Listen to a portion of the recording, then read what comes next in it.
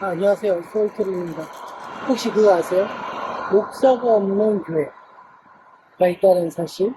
저도 그 뉴스엔저이에서 기사를 보고 나서 너무 신기해가지고 이메일을 막 이렇게 보냈습니다.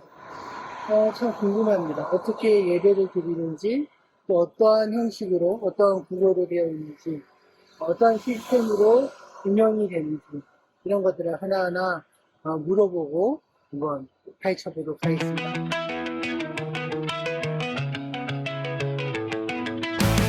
I did it all, I played pretend, I moved the mountains to be your friend. I wanna know if it mattered. 네, 반갑습니다. 반갑습니다. 지금은 이제 함께하는 교회라는 독특하면서도 한국교회의 또 다른 대안을 제시하는 교회인 것 같아서 제가 무릅쓰고 양해를 구해서 인터뷰를 잡았습니다. 간단하게 교회 소개 혹시 해주실 분 계시면 한번 제가 저희 교회의 가장 특징적인 거는 이제 목사가 없는 평신도 교회라는 게 가장 특징적이고요. 그리고 평신도 공동체인데 평신도 교회 공동체가 갖는 뭐 여러 가지들이 좀 있는 것 같습니다. 일단은 좀 작고요. 와서 보시는 것처럼. 그다음에 그 한두 사람이 주도해서 가는 교회가 아니니까 다양한 형태로 좀 참여하는 교회라고 보면 될 것 같고요. 그래서 그게 이제 가장 특징적인 저희 교회 네. 모습이라고 볼 수 있을 것 같습니다.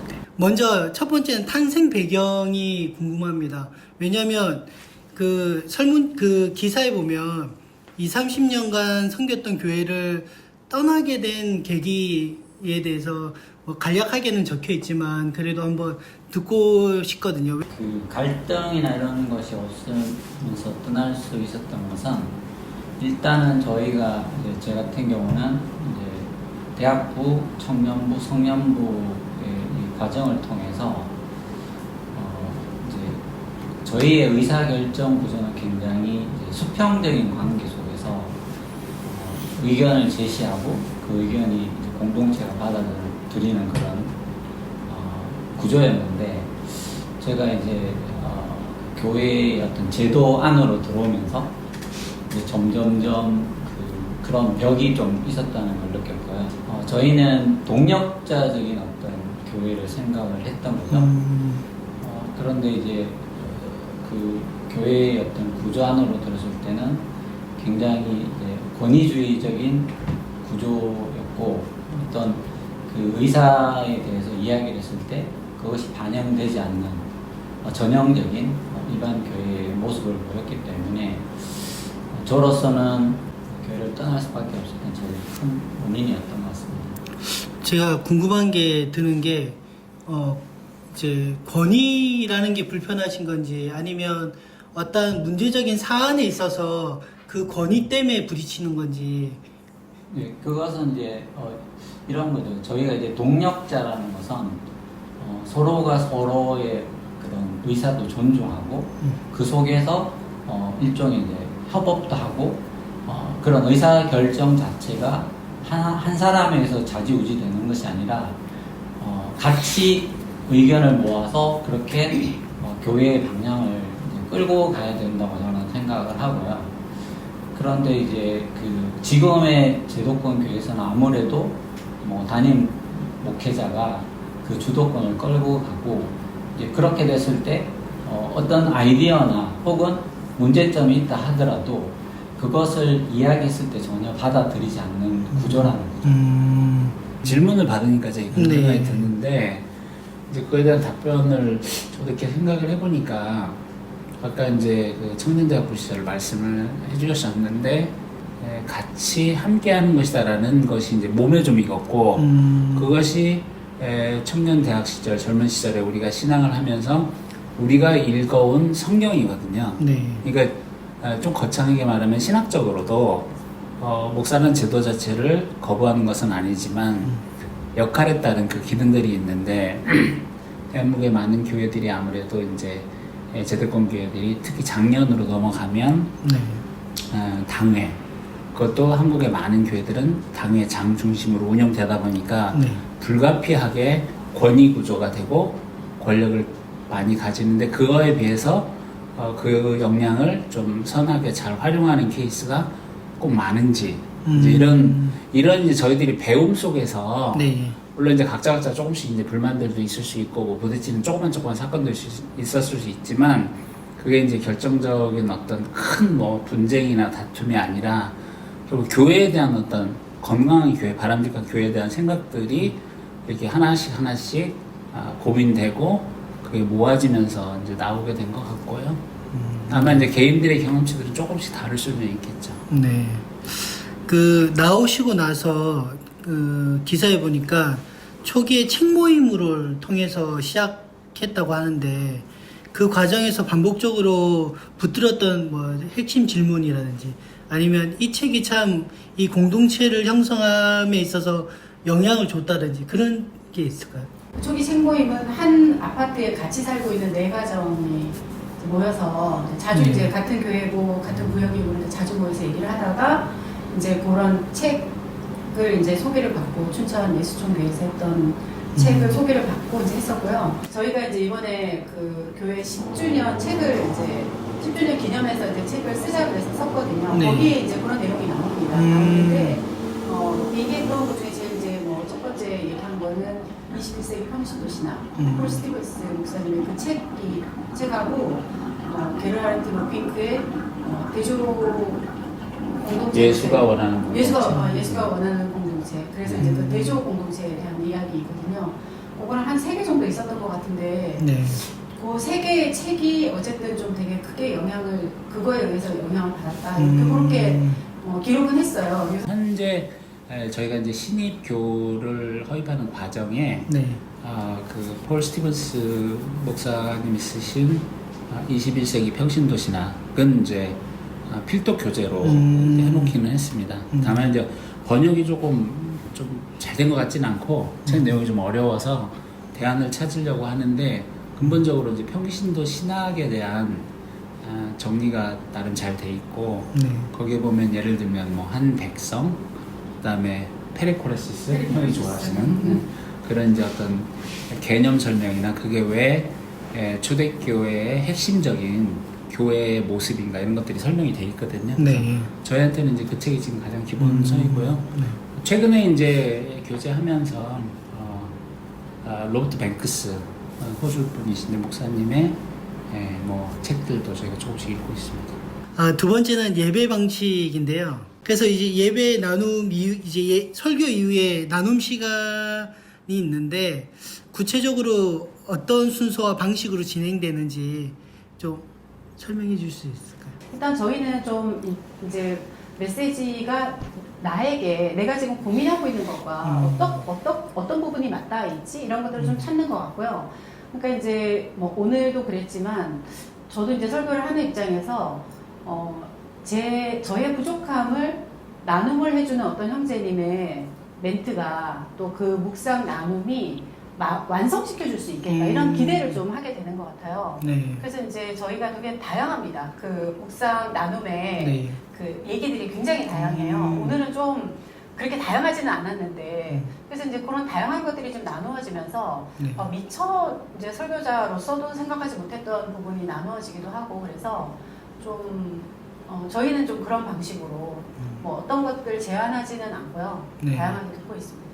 그렇다면 이제 성경이라는 것이 지금 21세기 한국 사회에서 어떤 질문을 던지고 우리가 어떻게 그리스도인으로 살아가야 되는 것에 대한 이제 고민을 설교자는 저는 해야 된다고 보는데 네. 사실은 목회자가 이제 1년 내도록 10년, 뭐 20년 이렇게 하는 것은 사실은 그 어떻게 보면 그 내용적으로나 다양성적인 면에서 저는 정말 어렵다고 봅니다. 네, 그렇죠. 그런 부분에 있어서도 저희는 좀 다양한 이야기들을 듣고 그런 고민들을 많이 나누는 것이 저한테는 또 공동체도 되게 유익이 되는 것 같습니다. 그 다음에 오늘 설교 같은 경우는 이제 공동체에서 좀 주설교자를 이렇게 뽑기는 해요. 누구나 올라와서 설교를 할 수 있지만, 근데 예배인도나 찬양 이런 거는 사인업을 받거든요. 그래서 자원하는 사람이 신청하면 다 할 수가 있고요. 그래서 이제 저희는 자발성, 모두가 좀 함께 참여하는 예배를 지향하고, 예전은 이제 좀 중요하지만 또 열린 예배를 추구합니다. 근데 예를 들면 지금 저희가 있었던 데가 이제 예장 합동인데, 거기는 이제 공동기도문 같은 게 없거든요. 근데 공동기도문은 사실은 이제 전통적으로 좀 예전적 요소가 강하지 않습니까? 근데 공동기도문에 어떤 내용을 담느냐가 사실 공동체의 스피릿을 굉장히 결정도 하는데, 그 공동기도문을 통해서 우리의 마음을 함께 모으고 하는 것들도 어떤 면에서는 되게 현재 교회보다 저희가 좀 보수적인 것이지만 열린 예배를 취하면서 저희가 채택하게 된 방식 중에 하나죠. 저도 같이 그 기도문 읽으면서 또 신앙 고백서 같이 읽으면서도 되게 바르게 잘 짜져 있다 이런 생각이 들었고요. 특히 저 개인적으로 감동적이었던 게 찬양 첫 번째 곡 하고 나서 그 책이 수록될 건데 하면서 이렇게 읽었던 그 기도문이 저 개인적으로 너무 좋았거든요.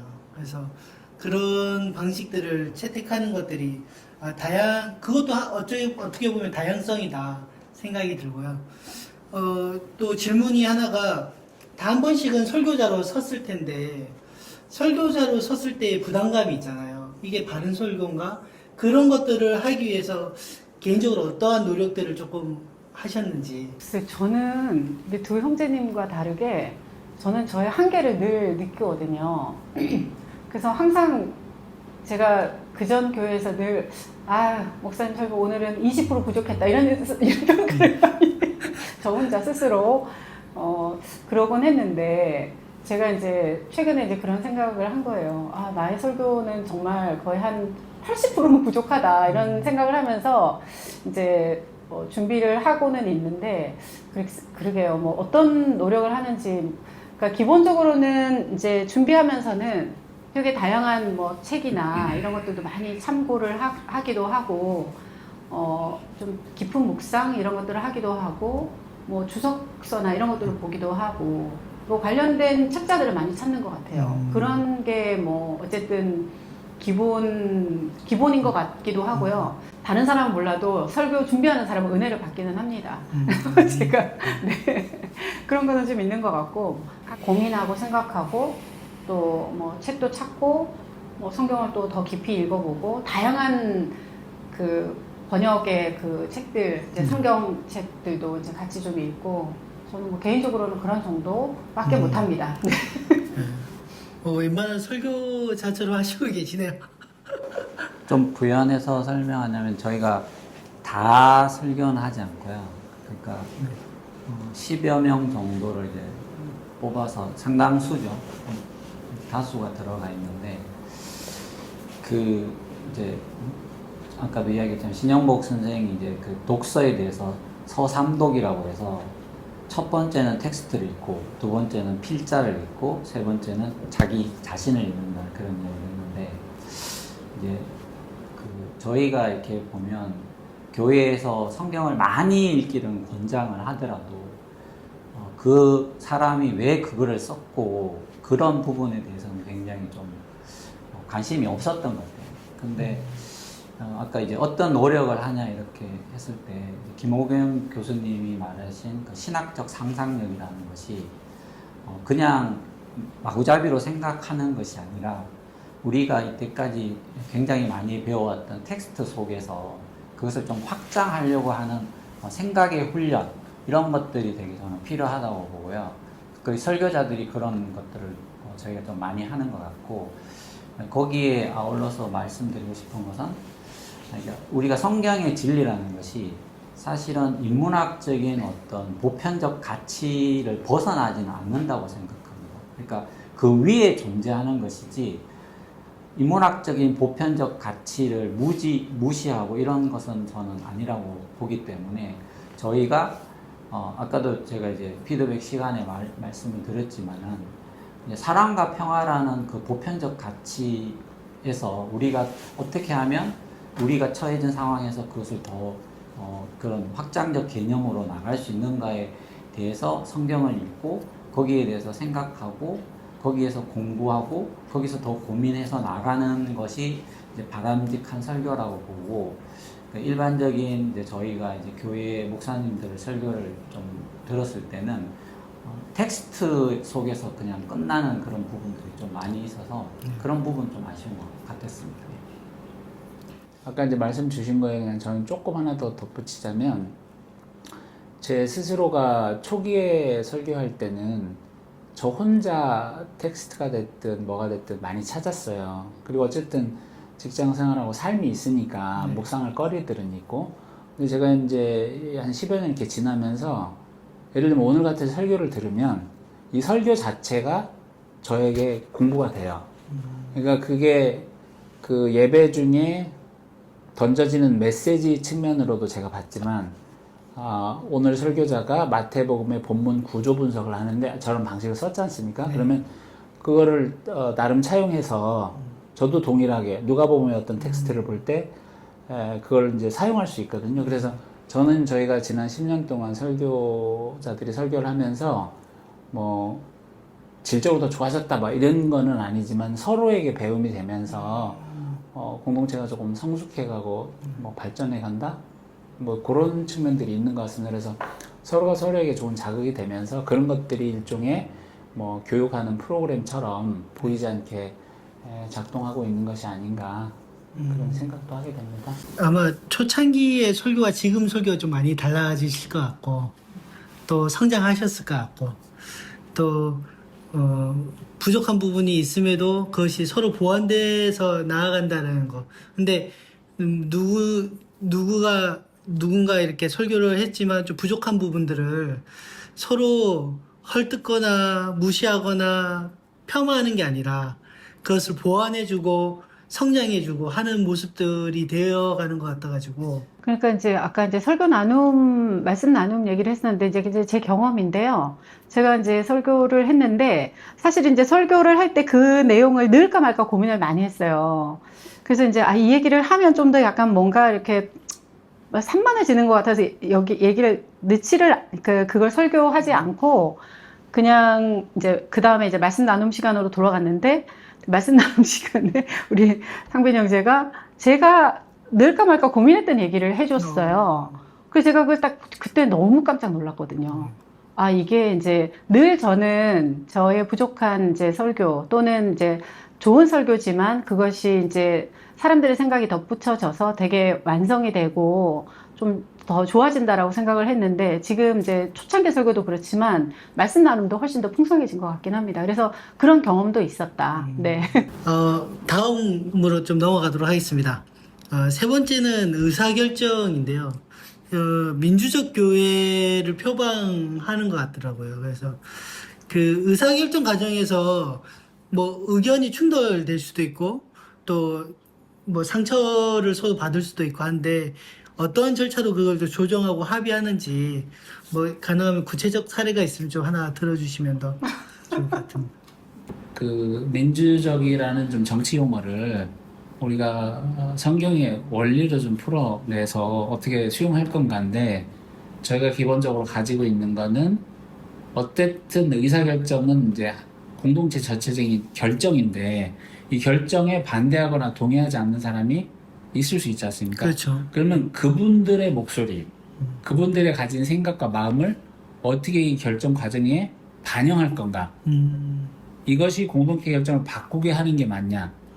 아니면 수용하도록 설득하는 게 맞냐? 이런 과정들이 사실 되게 의사결정의 가장 핵심적인 건데, 저희는 이제 그 합의라는 단어를 쓰고 있고요. 이 합의라는 거는 나름 또 이제 좀 리서치를 해보면 되게 역사가 긴 건데, 결국은 만장일치는 아니지만 공동체 전체적으로 동의를 구한 건데, 여기서 핵심적인 절차는 결정을 동의하지 않지만 나는 수용해 라는 절차를 만들어서 그 합의의 과정을 만들어 가는 거를 저희는 이제 매우 중요하게 생각했습니다. 그게 이제 하나의 대표적 사례를 얘기하면, 저희가 그 뭐 소득공제도 있고 또 그다음에 좀 우산도 필요하고 또 우리랑 뜻을 같이 하는 분들과의 연대 뭐 여러 가지 복합적인 요인으로 교단 또는 이제 교단은 아니지만 이제 협의회 같은 데 가입하려고 했는데, 한 3분 정도가 좀 반대를 했는데, 좀 굉장히 명확한 반대 의사를 표시를 했어요. 네. 그래서 이제 그분들이 반대하는 그 과정에서 우리가 의사결정과 관련해서 나름 작은 공동체에서 잘해왔다고 생각했는데 우리가 이게 준비가 안 됐다는 걸 좀 발견을 했고, 그러면서 아까 말씀드린 그런 좀 다양한 공동체 의사결정 프로세스를 공부를 하고 TFT에서 좀 리서치 먼저 해서 제안하고 하는 과정들을 한 1년여 동안 거치면서 의사결정 프로세스 만들었고, 뭐 결론적으로는 교단은 지금 뭐 가입돼 있지는 않는데 우리가 작은 공동체이니만큼 지금 작은 목소리 좀 귀를 기울여야 되고, 특히 소외되거나 연약한 자의 가능성이 높지 않습니까? 네. 그런 걸 어쨌든 프로세스에 최대한 반영해서 우리 각자는 조금 둔감해지더라도 절차가 그걸 가지고 있으면 아무래도 조금 더 열린 마음으로 공동체 목소리에, 소수의 목소리에 귀를 기울이니까 그것이 저희의 가장 특징적인 의사결정 절차라고 생각했습니다. 제 말씀 듣다가 궁금한 게, 이거는 번외인데 기부금 영수증을 이제 헌금을 하거나 그러면 이제 해야 되는데, 교회가 안 되고 하면 법인으로 하셔서 그걸 처리하시는지 아니면 아예 안 하시는지. 아예 안 하는 걸로요. 재정진. 그게 궁금하더라고요. 그게 초창기에 이제 뭐 이제 이야기가 됐죠. 이야기가 돼서 원래 저희가 독립교단 이제 의사결정 그거하고 비슷한데 이제 독립교단에 이제 가입을 하려고 하니까 그 독립교단도 이제 그게 좀 아무나 이렇게 하다 보니까 조금 문제가 생겨서 이제 조금 더 엄격한 규정을 하다 보니까 목회자를 필요로 했고, 그래서 저희가 이제 주위에 이제 뭐 친구나 뭐 선후배 관계에서 이제 실제 목회를 하시는 분도 계시고, 또 저희의 그런 이제 이런 상황을 알고 뭐 그거 할 수 있도록 도와주겠다라고 한 부분이 있었는데, 저희 이제 이제 교인 중에 한 분이 그건 정당하지 않지 않느냐라고 해서, 그러니까 들어보니까 정당하지 않더라고요. 그래서 아까 저희가 이제 합의라는 것이 이제 다수결은 민주주의의 원칙이지만 이제 사도행전에 나온 예루살렘 공의회를 기본적인 어떤 베이스로 해서 그 과정에서 굉장히 치열한 이야기가 있었잖아요. 근데 이 중요한 것은 이 소수에 의해서도 다수의 생각이 바뀔 수 있는 그런 베이스가 돼야 된다는 거죠, 교회는. 그런 부분에 있어서 저희는 이제 기부금 영수증을 현재로는 이제 하지 않고 있습니다. 두 번째 궁금한 게 이제 장례, 혹시 교회에 장례가 일어나면 이제 보통 이제 목사님이 장례 예배를 주관하시는데, 여기에서는 어떻게 그런 예가 있었는지 아니면 어떻게 진행하는지 좀 궁금합니다. 많았죠. 예배. 예배. 저희가 이제 초창기에 그 장례 예배가 이제 두 차례 이제 좀 있었는데, 처음에는 이제 그게 저희가 목사님이 안 계시고 그러니까 되게 좀 어떻게 해야 될지 난감하더라고요. 근데 이제 가족들, 저희가 이제 교회가 목사님이 안 계시니까 가족들이 저희들이 드리는 예배를 원할 수도 있고 원하지 않을 수도 있고, 이제 그 유가족들이. 근데 이제 하면서 어떤 것들을 저희가 개발을 했느냐 하면, 정말 그 개발한 거라고 저는 생각이 드는데, 그냥 앉아서 같이 기도하고요. 유가족들에게 고인이 어떤 분이셨는지, 생전에 그분이 어떤 삶을 사셨고, 나에게는 어떤 분이셨는지, 그분의 유지가 무엇이었는지, 이런 걸 듣는 시간을 가졌어요. 그 유가족들한테 듣는 시간이요? 저희가 같이 이제 기도하고, 이제 고인을 이제 추억하는 그런 시간들을 이제 갖게 됐는데, 저는, 여기 이제 당사자가 있지만, 그 아버님이 돌아가시고, 그 이제 가족들을 저희가 이제 몇 분은 알기도 했거든요. 여기 형제님 말고 다른 이제 가족들 좀 알기도 했지만, 가족들이 부모님을 추억하는 그 시간이 참여한 저희가 너무 감동이 되는 거예요. 그래서 그 시간이 너무너무 좀 좋았어요. 그리고 그러면서 저희가 이제 모여서 예배를 이제 뭐 어떤 순서에 따라서 예배를 드리거나 그런 건 아니지만 기도하고 찬양하고 그러면서 유가족의 얘기를 들으면서 정말 되게 저희가 유가족의 뜻을 우리도 같이 좀 생각할 수 있는 그런 되게 좀 뜻깊은 그런 시간들이 좀 됐었어요. 그래서 장례는 저희가 이제 그런 식으로 지금 진행을 하고는 있고 하고 있고요. 이제 그 이제 장례 같은 경우도 사실은 되게 당혹스럽죠. 근데 이제 저희가 이제 아까 이제 그 서로 나누는 과정을 통해서 느꼈던 것은, 그래서 저희가 이제 용어 자체를 저희 교회에 맞게는 돌봄이라고 그 용어를 바꿨어요. 그래서 그 돌봄이라는 거는 내가 이 사람을 돌봐주는 대상이 아니라 서로 돌봐주는. 그래서 어떻게 보면 장례를 통해서 저희는 유가족을 위로하러 갔지만, 네. 이제 그걸 통해서 오히려 더 위로를 받는. 그게 어떤 순환적인 이제 구조라는 거죠. 기존의 어떤 내가 줘야 되는 대상으로 보는 것이 아니라 그런 걸 통해서 서로 주고받음으로 말미암아. 그러니까 이제 유가족들이 그런 이야기를 나누면서 대부분은 이제 그 예배만 드리고 끝나잖아요. 그렇죠, 그렇죠. 예배 드리고 끝나고 뭐 잠시 뭐 감사합니다 뭐 오셔서 이 정도인데, 그 시간을 통해서 신앙이 뭐고 왜 우리가 신앙을 지켜야 되고 이런 것들을 많이 배울 수 있는 좋은 시간이었습니다. 사실은 이게 큰 공동체면 그 쉽지 않은데, 이게 작은 교회가 갖는 장점이 공동체성이지 않습니까? 네. 거기에서 슬픈 시간이고 슬픈 일은 맞지만 그 속에서 고인이 살아온 삶에 특히 그 헌신, 사랑, 수고를 기억하면서 공동체 구성원들과 같이 이렇게 회고해 볼 수 있다는 것은 되게 큰 축복인 것 같고, 그걸 혼자 생각하고 마는 게 아니라 말로 표현하면서 같이 그 기회를 이렇게 나눈다는 것은 되게 좀 되게 아름다운 시간인 것 같아요. 이 장례의 돌봄은 타 교회에서도 좀 본받았으면 좋겠다, 이런 생각이 들 정도로 은혜라고 생각이 듭니다. 제가 아까 이제 예배를 시작하면서 앞에 란에 형제, 자매, 뭐 기도 형제 뭐 이렇게 적혀 있던데, 아까 나누면서도 직분에 대한 기준이 따로 없고 다 형제, 자매로 나눈다고 제가 이야기를 드렸거든요. 그렇게, 왜냐면 다 이제 신앙이 연차가 오래되셨고 나름 교회에서 직분을 받고 오셨기 때문에 누구 집사님 뭐 누구 뭐 권사님 이렇게 불리는 게 당연시되는 삶 속에서 나와서 형제 자매로 불리운다라는 게 참 어색하기도 하고 힘들었을 텐데, 그 내용에 대해서 조금 한번 나눠주시면 좋겠다, 이런 생각이 좀 듭니다. 그러나 가장 중요한 거는 저희가 이제 아까도 말했듯이 수평적 그런 관계 속에서 동력자로서 서로 이제 서로에게 영향을 주는 그런 이제 공동체를 지향하다 보니까 가장 뭐 이제 좋은 호칭이 형제 자매다, 이렇게 생각이 들고요.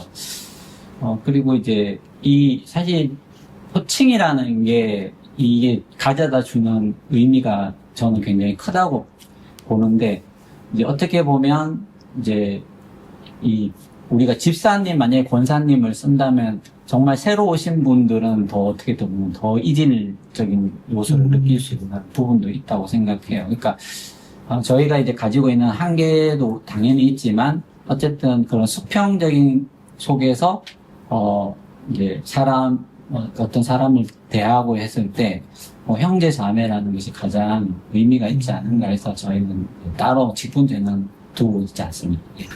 다음으로 좀 넘어가서요, 이 공동체 문화에 대해서 좀 질문했으면 좋겠는데, 아까 말했듯이 같은 교회 출신으로 대부분 되어 있어서 폐쇄성으로 이렇게 이어질 수가 있는데, 이를 완화하기 위한 어떤 장치 같은 게 있는지, 뭐 새가족이나 새신자가 방문했을 때 뭐 환대나 정착 프로세스를 어떻게 거치는지. 보통 이제 교회에서는 뭐 새가족 훈련도 하고 뭐 공과 공부도 하고 이러면서 이제 적응하게 만드는데, 혹시 이 교회만의 정착 시스템 같은 게 어떻게 되어 있는지 궁금합니다. 그래서 이제 뭐 어쨌든 폐쇄성을 극복하는 것은 여전히 노력 중이다, 그런 것이고, 회신자는 저희가 이제 처음부터 고민은 무지 많이 했습니다. 근데 어쨌든 이제 아까 얘기한 그 평신도 21세기 평신도 신학 그거를 이제 읽으면서 챕터별로, 그게 저희가 이제 저희의 그냥 교재, 그러니까 우리의 정신을 가장 잘 말해주는 책이다. 그래서 이 책을 읽으면 우리 교회 정신과 거의 맞닿아 있다. 이런 이제 생각으로 이제 저희가 이제 그거를 처음에 저희가 같이 공부를 하고, 그러니까 예전에는 이제 코로나 되기 전에는 새로 오시는 분과 같이 그 책을 계속 나눔을 했었어요. 책 나눔을 계속 좀 했었고, 그러니까 거의 한 6주 이상 걸립니다. 그 챕터가 좀 있어가지고요. 그래서 책 나눔을 하고, 우리들의 오늘 했던 그 함께하는 교회 신앙 고백, 우리들의 고백에 동의하는지를 묻고, 이제 그게 이제 그게 동의가 되면, 이제 사인업하는, 그러니까 이제 그 교회 멤버십에 참여한다라는 이제 사인업하는 그런 신입생 이제 신입 교우 환영식을 이제 하게 되는 거죠. 그게 한 6주에서 7주 정도 걸리는 것 같습니다. 그렇게 진행을 하고 있고요. 그래서 저희는 그런 이제 어떤 뭐 나름대로 작은 교회고 이제 그런 이제 같은 교회에 이런 멤버들이 많다 보니까 그것을 어떻게 우리의 이 이제 외적인 폐쇄성을 좀 오픈할 수 있느냐라는 그 키가 연대라고 저희들은 생각을 했었고 아까 이제 식사하면서도 이야기했지만 그러니까 2주년 차에 작은 교회 한마당을 보면서 우리가 정말 다양한 교회를 볼 수 있었고 생각이 비슷한 사람들끼리 그런 부분을 해서 우리가 어떤 사회적인 부분에 있어서 작은 부분이라도 같이 연대해서 나갈 때 큰 힘이 된다는 것을 많이 배웠고요. 그래서 이제 저희가 작년 뭐 기후 연대인가? 네, 기후 정리 거기 가서 같이 모임도 하고 이제 그런 것 같아요. 그 이제 저희는 사실은 뭐 누구나 다 오기를 바라지만 저희가 이제 여기 공간 여기서 예배 드리는지 안 드리는지도 모르잖아요, 사람들이. 네. 이제 그런 부분들에 있어서 이제 저희 마음은 되게 오픈이 돼 있고요. 저희는 그것을 이제 저희와 비슷한 생각을 가진 분들과 같이 연대하는 것이 이런 작은 교회가 가지고 있는 한계를 넘을 수 있는 그런 부분이라고 저는 생각합니다. 근데 이제 아까 폐쇄성 관련해서 저는 요 생각은 드는 것 같아요. 저희가 그동안은 딱 맞는 말인지 모르겠지만 우리 스스로 건사하기에 조금 버거운 측면이 있었거든요. 그래서 조심성도 있고 그래서 저희가 덜 알렸는데 뉴스엔저의 기사도 제가 인터뷰에 응한 것은 우리끼리만 잘하는 거가 아니라 좀 우리도 건강하게 서는 거를 알리면서 더 스스로 좀 노력하고 한편으로 또 우리와 같은 생각을 가진 분들이 있는데 그분들이 꼭 우리 교회를 올 건 아니더라도 스스로 뭔가 공동체를 할 수 있는 분들에게 혹여라도 도움이 되면 우리 소식을 알리는 게 맞지 않냐라고 해서 최근에 이제 오픈을 좀 시작했다고 보고요. 앞으로 이제 어떤 분들이 또 어떻게 저희 공동체를 찾을지 모르겠지만 그분들을 환대하도록 저희 마음, 시스템 갖추는 거는 좀 계속 노력해야 될 부분이라고 생각합니다. 아까도 나누면서 교회에 환영 메시지 있는 홈페이지가 있으면 좋겠다. 이제 찾아봐서 이런 공간에 모임을 하시는구나. 이런 정신으로 하시는구나를 좀 더 알려줬으면 좋겠다라는 생각이 들더라고요. 그래서 있으면 좋겠다는 생각이 좀 들었습니다. 제가 교회 공동체를 보면서 연령층들이 조금 그래도 좀 높잖아요. 그래서 자녀나 아이들이나 젊은 분들이 아까 뭐 수능 치는 친구들에 대한 기도도 하셨는데 있는데 안 오는 건지 아니면 그런 이제 이 교회가 가지고 있는 지향점 중에 이제 다음 세대에 대한 마음은 어떻게 되어 있는지 좀 궁금하거든요. 집필하셨어요. 이 내용도 책에 예, 지금 지금 저희가 너무 깜짝 놀라고 있어요. 지금 그 인터뷰의 대부분 책에 다 담아놨습니다. 책을 사서 놔두니까 책이 출판이 돼야 될 텐데. 제가 이제 그 자녀 신앙 부분에 대해서 이제 썼는데, 저희가 지금 처음 시작할 때 다녔던 학생이 지금 중2이고요. 네, 그렇게 아이들이 많이 오늘 저희가 박수 쳐준 친구. 성장을 했습니다. 그리고, 그때 저희가 교회를 옮길 때 같이 따라왔던 친구들, 이제 아이들도 있고, 이제 자기의 뜻대로 있던 교회 계속 있겠다, 뭐, 동네 교회 가겠다, 이런 아이들이 좀 있었어요. 저희가 이제 자녀 신앙에 대해서는 늘 고민이고, 지금도 저희의 이제 기도 제목이죠. 이제 아이들 중에서는 신앙적인 그런 고민을 하고 방황하고 있는 친구들도 있고요. 그래서 이제 뭐 그거를 저희가 뭐 따로 뭐 아이들을 따로 뭐 이렇게 할 그런 생각은 아닙니다. 그래서 이제 아이들과 늘 같이 하고 싶은 마음이 있고요. 그래서 이제 어떻게 아이들을 예배 안에 같이 좀 참여를 시키고 우리가 가진 이런 좋은 정신들 이런 것들을 좀 아이들과 같이 좀 나눌까 이런 것들은 여전히 좀 고민이고요. 이번에 이제 저희가 책을 쓰면서 뚜렷하게 이제 발견한 게 있습니다. 이제 저희는 어떤 아이들이 어떻게 자랐는지, 그동안 우리가 이제 가르쳤던 그 신앙교육 이런 것들이 아이들에게 어떤 영향을 줬는지 이런 것들을 좀 듣는 시간을 가졌어요. 근데 이제 아이들이 생각보다 제가 그 프로그램 만든다고 진짜 고생 많이 했거든요. 엄청 막 고민하고 같이, 저만 그런 건 아니지만 같이 막 엄청 고민을 많이 하고 했는데 아이들이 그 프로그램을 기억하고 있잖아요. 근데 이제 같이 했던 어른들이 나와 같이 나를 위해서 같이 노력해 주었던 그 마음을 기억을 하고 있더라고요. 그러면서 이제 제가 이제 그 제목 중에 부모의 등을 보고 자란다 이런 내용도 썼는데, 그래서 이제 그러면서 이제 아이들이 우리의 모습을 보고 교회에 대해서 긍정적인 생각도 가지고 자기가 가지고 있던 그냥 아무 생각 없이 다녔던 그런 것에서 한 번 더 교회를 왜 다녀야 되는지, 공동체가 어떤 의미인지 이런 것들을 좀 깨닫게 됐다는 아이들도 있었고, 그리고 이제 뭐 부족하진 않았느냐, 우리의 프로그램이 그랬을 때 저는 부족하진 않는다 이런 얘기들도 하고, 그리고 이제 아이들에게 이제 뭐 너희들의 삶에서 이제 함께하는 교회가 이제 어떤 그 의미가 있었는지 이런 것들을 이제 물어보고, 지켜본 바에 우리 교회가 어땠는지 이런 것들을 물어봤을 때 애들이 함께하는 교회 분들처럼 그런 공동체를 꾸릴 수 있으면 참 좋겠다 이런 얘기들도 하고요. 또 이제 뭐 교회에 대한 혐오나 또는 뭐 배제나 이런 거에 되게 앞장섰던 교회의 모습 때문에 좀 실망해서 교회를 이제 다른 교회 다니다가 떠났는데, 그런 것들을 수용하고 포용할 수 있는 교회라면 나도 다니고 싶다 이런 얘기를 했던 아이들도 있었고, 애들의 이제 어쨌든 우리 아이들의 얘기는 굉장히 좀 감동적이었다 라고 이제 좀 생각이 들고요. 우리 자녀 교육의 부분도 사실 우리는 항상 그런 고민이 있죠. 아이들에게 어떻게 하면 이 시대 속에서 신앙을 가르치고. 근데 이제 아까도 이제 뭐 저 피드백을 좀 이야기를 했지만, 지금 이 시대 속에서 사랑과 평화를 이야기한다는 게 굉장히 어려운 시대다. 이제 그거는 어떻게 보면 그러니까 이 교회와 부모와 그런 모습 속에서 뭐 아까 이제 등을 보고 배우는 것이지, 우리가 뭐 기도하고 사랑 뭐 이야기하지만 실제로 뭐 교회에서 뭐 예를 들어서 그런 분쟁이 있고 이런 부분들을 본다면 아이들은 굉장히 이율배반적으로 저는 생각을 한다고 하고요. 그래서 마지막으로 드리고 싶은 말씀은, 그러니까 우리의 삶의 모습을 통해서 거기에 하나님의 은혜가 더해질 때 아이들의 신앙이 자라지 않느냐 이런 생각을 항상 하고 있습니다.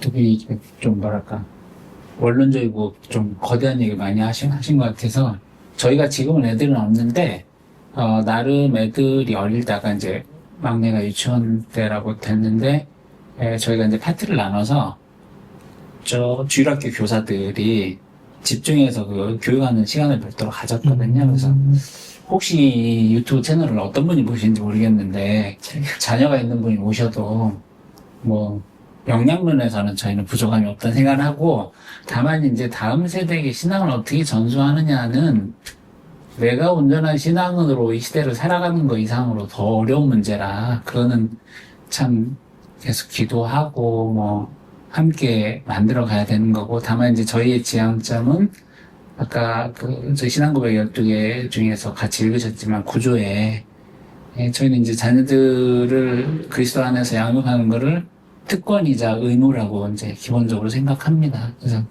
우리에게 주어진 특권 측면에서는 저희가 잘 설명을 해야 되고, 근데 권리이기 때문에 우리가 함부로 양보할 수 없고, 또 져야 되는 선한 부담이니까 계속 좀 고민하면서 기도하면서 애를 써야 될 부분 그렇게 생각합니다.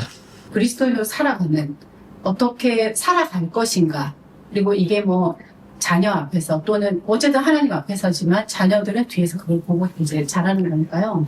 그래서 그런 태도 그러니까 이번에 책을 쓰면서 진짜 더 새삼스럽게 좀 배운 것 같습니다. 우리가 어떤 삶을 살아야 되는가 아이들이 너무 예리하게 보고 있더라고요. 그러면서 한 아이가 굉장히 감동적인 답을 했는데요. 이제 함께하는 교회 어른들을 보면서 어떤 거를 느꼈냐 그랬더니 썬데이 크리스찬이 아닌 삶이 예배가 되는 그 얘기를 해줬어요. 그래서 저희 진짜 감동했거든요. 아까 그 도망가신 분의 아들. 그렇게 멋있는 얘기가 나오리라고는 정말 생각도 하지 못했는데 저는 그게 10년간의 우리의 어떤 뭐 고생에 대한 토닥토닥이다. 이런 생각이 좀 들었었어요. 네. 삶이 중요해요. 인터뷰를 이제 마무리 지으면서 아까 책 소개를 계속 이렇게 하셨는데 너무 궁금하더라고요. 어떤 제목으로 언제쯤 이렇게 나오는지 혹시 정해진 게 있나요? 지금 확정되지는 않았고요. 네. 일단 출판사 정도 확정이 됐고, 혹시 그 뉴스앤조이에서 그 읽으셨던 기사의 제목을 기억을 하세요? 기사 제목이 예. 교회가 좋아서 교회를 나온 사람들의 교회였어요. 네. 원래 이제 다른 제목을 저희가 생각을 하고 있었는데, 네. 요걸 한번 차용해볼까? 최종 결정은 안 했지만, 그런 생각하고 있고요. 크게 무리가 없다 그러면, 글쎄요, 늦여름, 초가을 정도에는 나올 수 있을 것 같은데, 네. 그거는 조금, 편집하는 과정이나, 출판사에서 저희가 이제, 내일 최종 원고를 보낼 예정인데, 원고에 대한 검토, 피드백 상황 따라서 조금씩 받을 것 같습니다. 다만 이제, 저희 살짝 부담은 되는데, 기왕 책을 내는 마당에 북토크도 좀 해볼까? 이렇게 생각을 하고 있습니다. 10년 동안 이 교회를 목사 없이 이렇게 교회를 운영하는 데 있어서 다른 사람들의 눈에 대한 질타, 때로는 의아함을 견뎌내고 이 공동체만의 아름다움을 섬겨가고 있는 것에 대해서 마지막으로 한마디씩 10년 동안 참 이런 부분 때문에 우리가 10년이라는 시간들을 공동체를 세워나갔구나. 이렇게 마무리 멘트 한번 해주시면 좋을 것 같습니다. 저는 여러 어려움도 있었지만 정말 이제 교회는 그리스도가 머리시고 우리는 그 지체라는 생각 속에서 이제 우리가 그것을 잊어버리지 않고 지금까지 이제 왔기 때문에 저희라도 다 어떤 감정이라든지 이런 어떤 어려움들이 없겠습니까?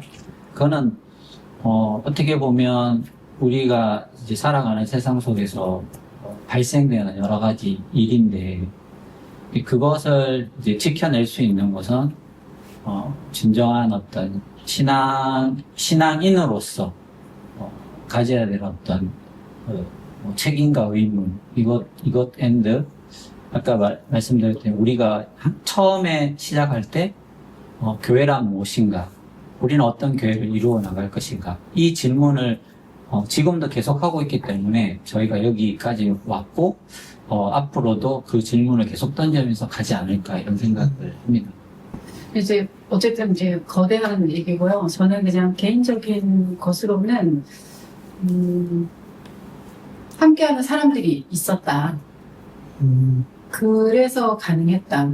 근데 이제 그 속에는 저는 이제 제가 선배, 나이가 이제 있으니까 선배지만 사실은 정말 되게 존경받을 만한 후배들, 좋은 그 지체들이 있었고, 어쨌든 좀 오랜 시간 같이 하면서 쌓인 신뢰가 좀 있었던 것 같아요.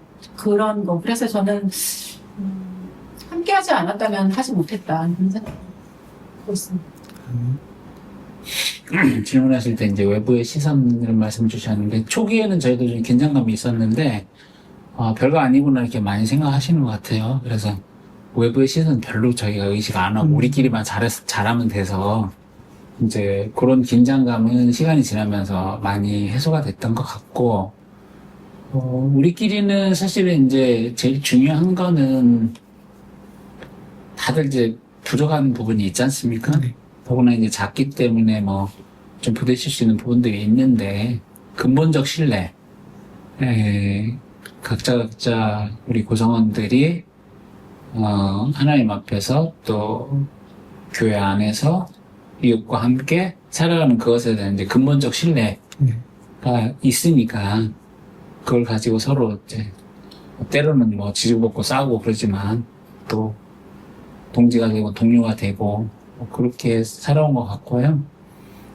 이제 바라기는 어쨌든 저희가 정말 이렇게 그 태평양 한가운데 있는 물 한 방울보다도 작지만 어쨌든 좀 다양한 분들이 좀 용기도 되고 조금은 무모하다 싶더라도 시도해보면서 이렇게 배우려고 하면은 아까 저희가 도움받은 얘기도 했지만은 도와주려고 하는 분들이 제법 있거든요. 네. 저희가 뭐 어떻게 내노라 하는 신학자들 초청해서 강의 듣겠습니까? 근데 도움의 손길을 펼치니까 기꺼이 오셔서 본인의 진심, 그 다음에 가지고 있는 모든 영향을 쏟아부어서 도와주시는 거 보면서 저희도 큰 힘이 됐고, 그래서 좀 많은 분들이 같이 다양한 형태의 교회로, 이 시대 가운데 좀 교회로 설 수 있으면 좋겠다 싶습니다. 마지막으로 제가 이 질문을 원래 초반에 했어야 되는데 못한 게, 함께하는 교회라고 하는 그 이름을 어떻게 짓게 됐는지. 공모했죠. 다양하게 예. 이제 이름을 이제 추천받고 네. 저희 공동체 안에서요. 네.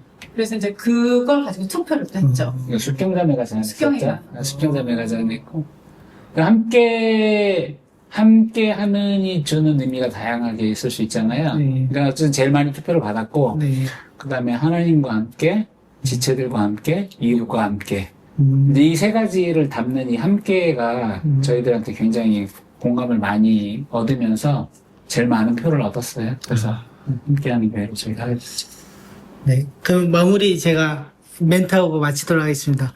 함께하는 교회, 비록 기존 교회와는 또 다른 모습이지만, 그래도 이 세상을 살아갈 때 또 다른 형식의 방안의 교회로, 또 새롭게 세워져가는 교회로, 또 다른 교회를 꿈꾸고 있는 사람들에게는 또 모범이 되는 교회로 세워져 나가는 모습들이 너무나 아름답고 함께 인터뷰하였습니다. 오늘 이 인터뷰를 통해서 다양한 교회를 꿈꾸시는 분들에게 좀 많은 도움이 되었으면 좋겠습니다. 긴 영상 시청해 주셔서 감사합니다. 샬롬 감사합니다. 수고하셨습니다. 아유, 수고하셨습니다.